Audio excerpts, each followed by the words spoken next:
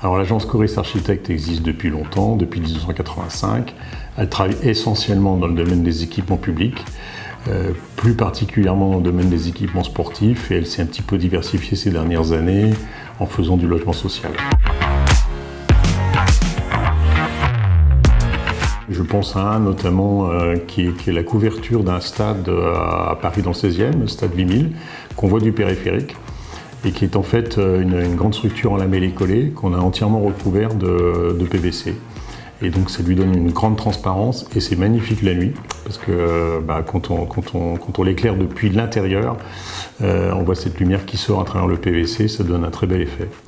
Donc c'est un très bel exemple, je trouve, du bon usage du PVC.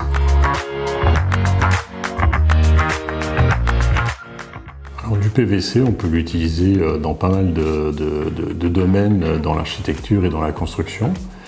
Alors on l'utilise de façon très très courante, bien que ça ne se voit pas dans tout ce qui est canalisation. Maintenant c'est devenu tout à fait ordinaire, plomberie, chauffage, etc., etc.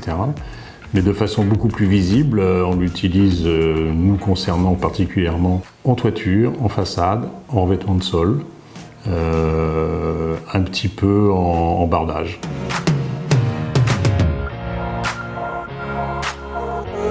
Alors il a effectivement beaucoup évolué. On trouve maintenant des effets de matière, des effets de couleur, des effets de profondeur sur le revêtement PVC qui sont très intéressants. Je me mets au défi maintenant souvent de se rendre compte que c'est du PVC.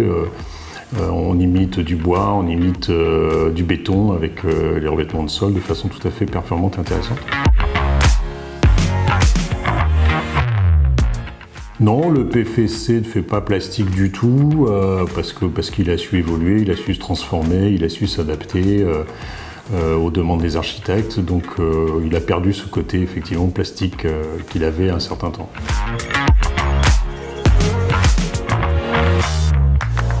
Il me semble que c'est quand même un matériau moderne et qui est plus adapté à des usages sur des bâtiments contemporains, mais bon, pourquoi pas le mettre sur des matériaux anciens, sur de la réhabilitation.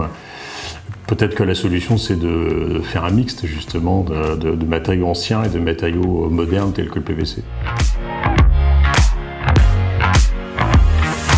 C'est un matériau recyclable, oui. Totalement, je crois même. Je pense que c'est assez indéfini, on peut le mettre en œuvre, l'enlever, le recycler, ça donne lieu à d'autres matériaux qu'on remet en œuvre, etc., etc. Donc je ne sais pas quelle est la durée de ce cycle, mais en tout cas, ça paraît infini. Je dirais 1, la légèreté, 2, le coût, 3, la transparence. Absolument, je suis archi PVC.